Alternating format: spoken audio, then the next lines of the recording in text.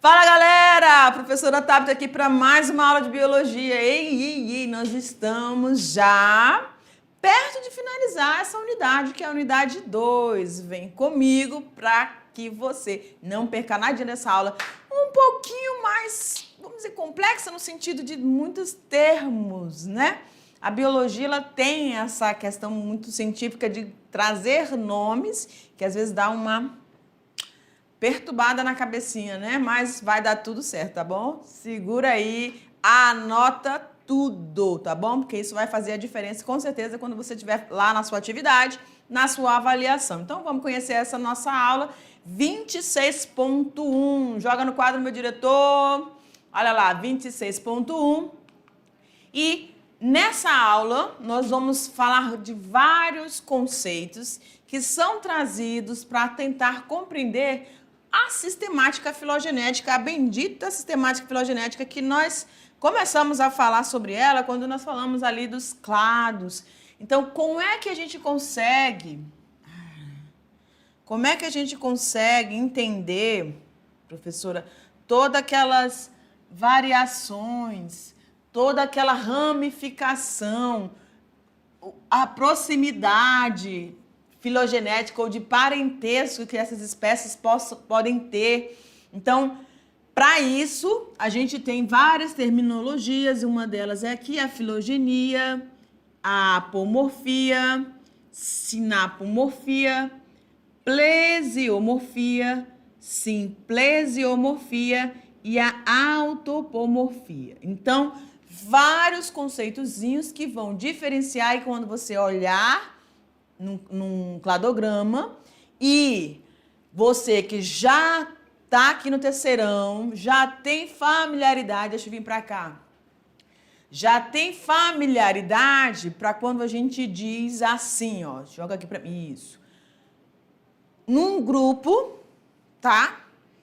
Está presente estruturas como filoides, rizoides, cauloides. Então, quando eu falo isso, você já consegue, só pelo nome, associar que a filoide, rizoide parece com raiz, cauloide parece com caule. Então, já dá para você tentar elucidar que nós estamos falando de vegetais. E aí, quando eu falo assim, presenças de vasos condutores, se você se lembrar bem, a presença de vasos condutores é uma característica que surgiu em grupos mais evoluídos que não estava presente lá num grupo inferior, que são as briófitas, que é o primeiro grupo, né, de desenvolvimento aí do processo evolutivo dos vegetais. Né, são minúsculos, tem aí todo o processo de reprodução dependente de água, aí como elas são muito pequenininhas, aí sendo conduzidas como se fosse uma célula a célula, um balde sendo passado para o outro. Então, é um processo um pouco mais lento. Então, ela não pode ter grande estatura, por isso elas são reduzidas. Então, quando a gente começa a falar dessas características, você que já é estudante aqui do terceirão, finalizando, já tem esses conceitos, já vai tentando trazer essas memórias aí, essas características que estão presentes num grupo, que não estão presentes em outro, para você conseguir elucidar isso aqui, ó, tá? Para você conseguir entender o que significa cada um desses conceitos. Então, vamos lá para a nossa telinha. E aí, o que é então, né? O que é essa sistemática? De que ela faz uso para, de fato, compreender esses processos evolutivos? Então, olha lá. Essa classificação é uma classificação biológica que faz parte da sistemática, que é o ramo da biologia, tá? Que estuda comparativamente todos os aspectos da biodiversidade. Lembram que quando nós falamos da biodiversidade, a gente está falando de eventos, né, processos evolutivos, como mutações, permutações, que aconteceram ao longo do tempo, que formou várias espécies, deu origem a várias espécies, que nós falamos aí nas outras aulas sobre o processo de especiação, primeiramente aí divisão ou separação geográfica, reprodutiva, e tem todos esses eventos que vão acabar finalizando numa variedade de espécie, tá bom? Então, essa sistemática que se preocupa com isso dentro da biologia, entender e compreender como é que essa biodiversidade aconteceu, tá? Compreender as relações filogenéticas entre os organismos, ou seja, os graus de parentesco, de proximidade, por isso a gente vai ramificando. Lembram lá da cladogênese? Lembram? Pois é, a divergência evolutiva. Então, eles vão ramificando, até se diferenciarem totalmente, mas eles têm um grupo ancestral, tá?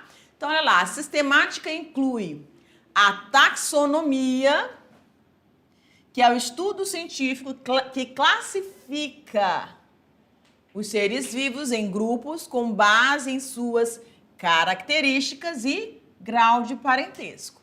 Então, a taxonomia é uma das partes da biologia que vão nominar, né? Vão dar nome a esses grupos de seres vivos. Então, quando a gente fala aqui, ó, Panthera pardus, Mephitis mephitis, Lutra lutra, Canis familiaris, Canis lupus, nós estamos diante de espécies distintas, mas se você perceber, eles têm nomes, os primeiros nomes que a gente diz que são gêneros, distintos, porque eles já diferem muito, porque eles têm características totalmente diferentes. Porém, eles têm um grupo ancestral, um grupo comum, mas eles se ramificaram devido a essa divergência, ou seja, da cladogênese, que nós já estudamos. Tudo bem? Aí a taxonomia vai se responsabilizar, então, por dar esses nomes, né, dentro de toda daquelas 7 categorias de Linneu, lembram? Reino, filo, classe, ordem, família, gênero e espécie. Ok, que a gente vê lá no ensino fundamental, quando a gente começa a falar sobre ciências, né? E além da taxonomia, a gente também vai ter aqui a filogenia. Já estuda as relações entre os diferentes grupos de organismos e o seu desenvolvimento evolutivo. Então, ela vai verificar em que elas diferem, como que essa diferença vai acontecer e que grupo que elas vão dar origem, tá bom? Então, um vai dar os nomes, identificar os grupos e o outro vai ver essa proximidade, né? Então, é baseado na hipótese filogenética de que todos os organismos vivos compartilham uma ancestralidade comum. Isso aqui é um exemplo clássico do que nós trabalhamos já em uma aula quando a gente falou em cladograma. Aqui nós temos vários grupos, tá? Vários grupos evolutivos. Na parte terminal desses ramos, e cada um deles são produto de um ponto de intersecção ali, vou chamar intersecção, mas de um nó. Lembram o que a gente falou? Cada nó vai marcar uma ramificação. E nessa ramificação eu tenho o surgimento de uma característica que não estava presente. E é esse detalhe que nós vamos prestar atenção na aula de hoje. Porque quando a gente tem essa bifurcação e esse surgimento de uma característica, ok, ramificou, mas até que ponto esses dois grupos novos que estão aqui, são semelhantes? O que um vai levar do outro? Surge uma característica nova, mas eles vão compartilhar o quê? Tá bom? Em 1966, com a publicação do livro Phylogenetic Systematic por Ehring, ou Ehring, não sei, nasce o conceito de filogenia como forma de implementar os conceitos de ancestralidade e descendência dentro de um contexto evolutivo que foi descrito por nosso Darwin, tá? Então, desde esse período, desde a década de 60, esses estudiosos vêm tentando driblar aquelas lacunas que a gente sempre fala, quando a gente fala de evolução, a gente sempre tem aquelas lacunas, então isso é para preencher essas lacunas, para tentar compreender o que aconteceu e como aconteceu, tá bom? Ah, por que não? A gente não, na ciência a gente não vai por que aconteceu, e como isso aconteceu, e o que aconteceu, tá? Filogenia vem do grego, que significa geração da raça. E aí aqui é legal, né? Porque a gente fala de espécies e a biologia também fala de raças. Os nossos estudantes aqui do terceiro ano viram lá, tanto na NBAZ do primeiro ano, quanto no segundo ano, nós falamos lá, quando a gente está falando da parte da pecuária, nós falamos, né, várias raças, certo? E aí a gente identifica, tem características que vão determinar que se trata da raça B ou A, mas é um pouquinho mais complexo do que a gente tem ali somente o processo de especiação, né? Então a filogenia pode ser definida como o termo que vai visar que visa determinar essas relações ancestrais entre as espécies que estão conhecidas. Então, olha aqui que legal. Deixa eu vir para cá. A gente tem uma espécie hoje. Deixa eu vir mais para cá. A gente tem uma espécie hoje, tá? Um equino. Esse equino, ele tem uma raça, tá? E nessa raça, a característica mais marcante dela é a sua robustez. Ou seja, a sua imponência quando ele cavalga, quando ele está se deslocando, toda a sua musculatura. A gente sabe que os cavalos são o sonho dos malhadores, né? Porque eles são todos, as musculatura bem definida. Não são todos, mas... Então, dependendo para que você vai utilizar esses animais, eles precisam daquela musculatura bem desenvolvida, de um caminhar, né? De um deslocamento eficiente para aquilo que ele vai desempenhar ali para a pessoa que está trabalhando com eles.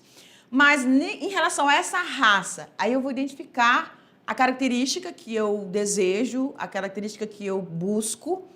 Só que quando um estudioso da sistemática filogenética observa essa raça, ele vai dizer, tudo bem, ele tem essa musculatura, essa imponência, esse cavalgar diferente das outras, mas o que de fato é, até onde essa diferença está acontecendo? E onde foi? Aí ele volta lá para ver o quê? A ancestralidade, os graus de parentesco dessa raça.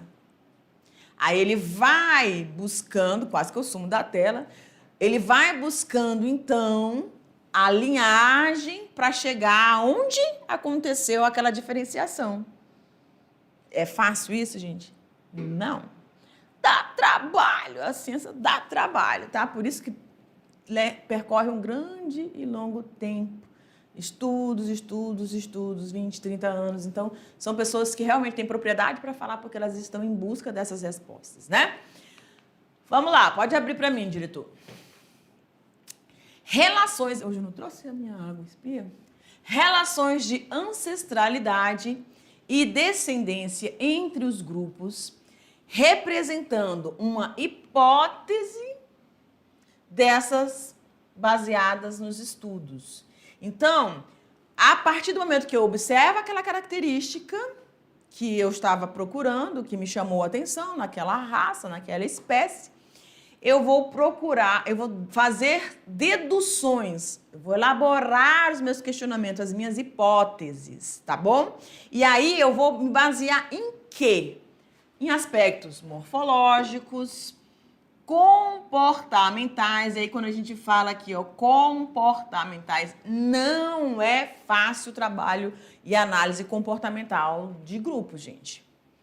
Quando a gente vai falando aí desses graus de parentescos evolutivos. Não é fácil. Aí, aqui é muito mais tempo, demanda muito mais tempo, paciência, tá? Para poder organizar tudo aquilo que você coletar dessas observações. Por quê? Quando a gente fala de... Eita, pão. Vem para cá. Quando a gente fala de comportamento, na diversidade que nós temos de animais, preste atenção. Alguns animais têm cortejos no momento reprodutivo. Algumas espécies não precisam, algumas têm cuidado parental, outras não precisam. Algumas são dependentes dos seus pais. Outros não, já nascem com aquele instinto mais aguçado, então eles saem da casca, já conseguem, são exímios predadores, os jacarés aí, já estão ali, ó, procurando alimentos. Alguns peixes, né, que são os levinos, enquanto nessa fase de levinos são vorazes também, são famintos, e eles comem outras larvas, né, e aí de insetos em si. Então, toda essa análise, essas observações, a gente só conseguiu relatar, ou só consegue saber disso, porque existiu alguém que analisou o comportamento reprodutivo, analisou o comportamento da alimentação, do que esse animal busca em cada fase do seu desenvolvimento. Então, o que hoje nós conhecemos é fruto de todo esse processo de construção de conhecimento, tá? Para chegar a dizer, ah, não, esse animal, pelo comportamento dele, eu consigo fazer com que ele se torne um animal doméstico. Não, essa raça eu não consigo fazer com que ele se torne um animal doméstico, porque o instinto dele é muito mais selvagem, não vai dar para se enquadrar. Por isso a gente tem vários tipos de criações, né? E a prof tá indo bem para danada em NBAC, né? Hoje vou a NBAC à tona. Vamos voltar lá, pode abrir, diretor?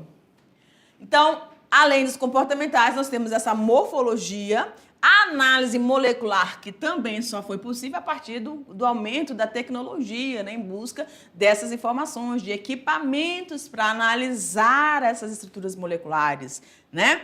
Senão, por muito tempo, por muitos anos, a gente ficou sem nada disso. O próprio Dudavi sofreu, ele ficou aqui mais no comportamental, mas ele era um exímio desenhista, descritor de tudo que ele observava. Então, foi fundamental para a gente conseguir compreender algumas coisas, né?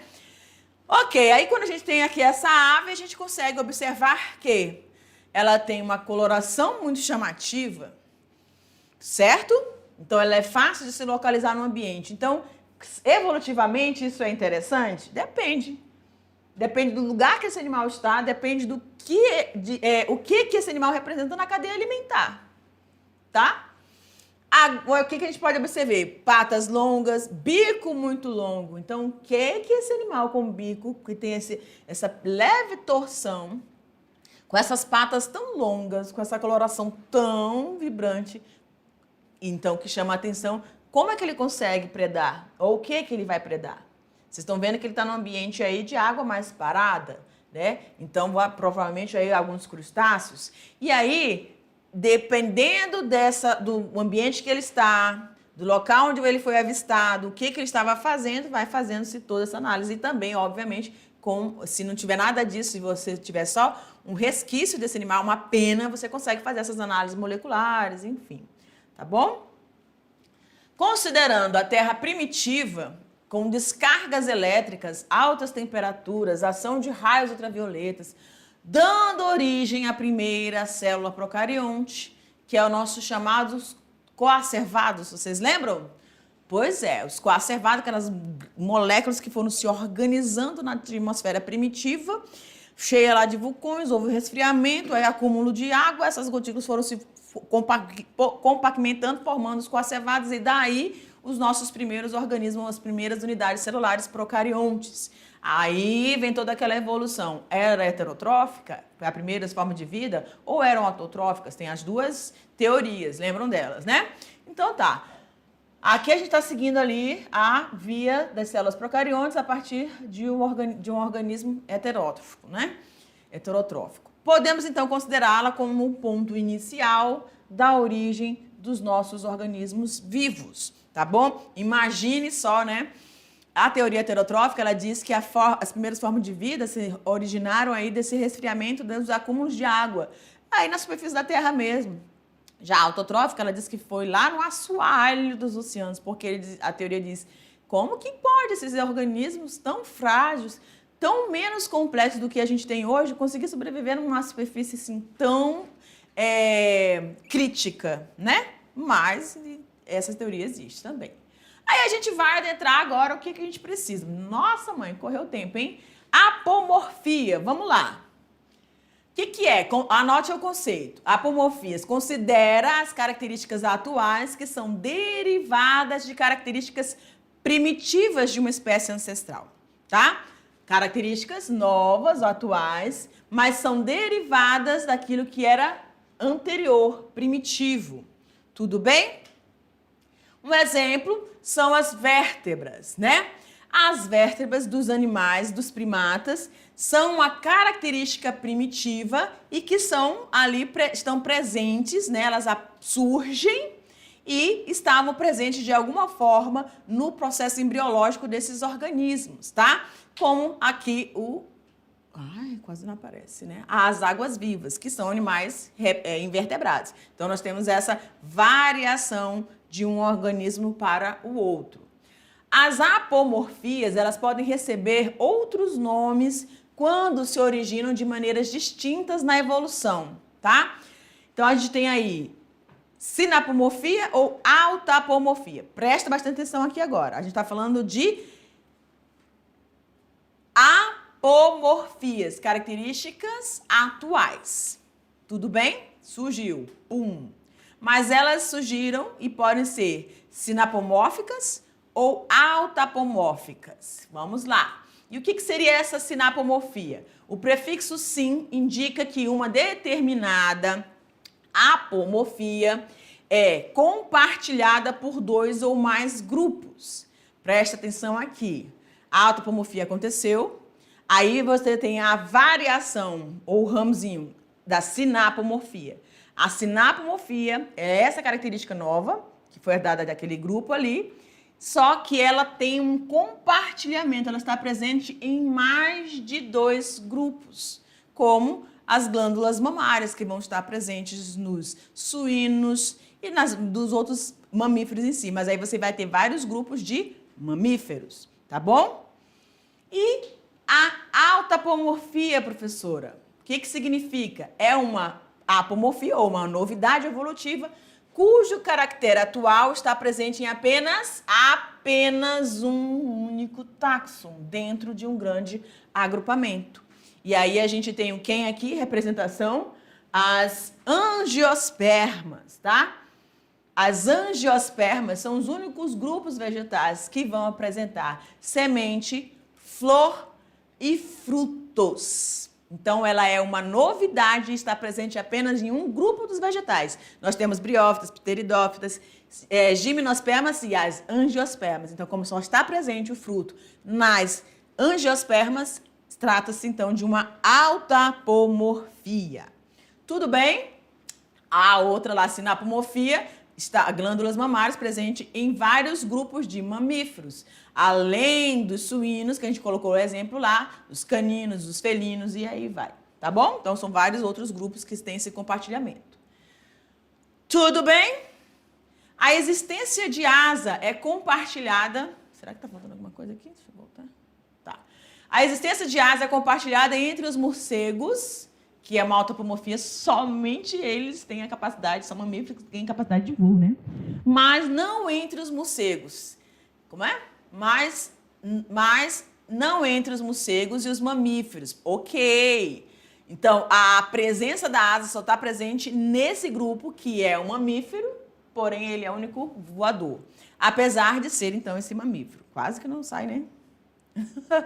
Tá bom? Então, se trata também de uma autapomorfia, assim como a presença dos frutos lá nas angiospermas. A existência de juba, ela é compartilhada entre os leões, mas é uma autapomorfia, mas não entre os demais felinos. Somente se identifica o grupo dos leões justamente pela presença das jubas, então só está presente nesse único grupo, tá bom? Agora vamos para a plesiomorfia. O que é a plesiomorfia? São as características primitivas. Então, nós falamos das apomorfias, que são as novidades, e aqui a gente vai manter algumas características primitivas. Por exemplo, a ausência da coluna vertebral nos vertebrados é uma característica plesiomórfica, tá bom? Então, enquanto a presença, presta atenção, a ausência de coluna vertebral nos vertebrados é uma característica plesiomórfica, enquanto a presença é uma característica apomórfica, uma novidade e algo que estava ausente, então se transforma numa plesiomorfia. Tudo bem? E dentro dessa plesiomorfia, a gente tem a simplesiomorfia. Deu uma bananada aí, meu professor João? Bora! Simplesiomorfias, característica plesiomórfica, ou seja, uma característica primitiva compartilhada por 2 ou mais grupos. Então, você consegue entender que a gente tem as autapomorfias, as novidades, aquelas sinapo, e aquelas que são autapomorfias que não compartilham, só tem um grupo que está presente nele, como a juba do leão, aquela que é compartilhada com mais de 2 grupos, as novidades. Aqui nós temos características que são antigas, mas compartilhadas por mais de 2 grupos, que é o caso da simplesiomorfia. Vamos usar o exemplo. Em 2 grupos de mamíferos, gatos e cães, a mandíbula está presente e também está presente no ancestral. Então, a presença dessa mandíbula em 2 grupos, no caso, cães, felinos e caninos, é uma característica antiga, porque ela também estava ali presente no ancestral, e se trata, como ela está compartilhada em mais de 2 grupos, ela é uma simplesiomorfia. Tudo bem? E aí aqui é uma das bases da anatomia para a gente poder desvendar esse universo aí, quando a gente fala desses animais, né? Os caninos. Ok, galera! Agora você vai ficar aí com o seu momento interativo. A gente tem uma proposta bem legal para você. Então, todo o material foi passado para o professor presencial. O professor presencial vai fazer aquela leitura com vocês, vai acompanhar esse momento e, ó, beijo, a gente se encontra numa próxima. Tchau, tchau!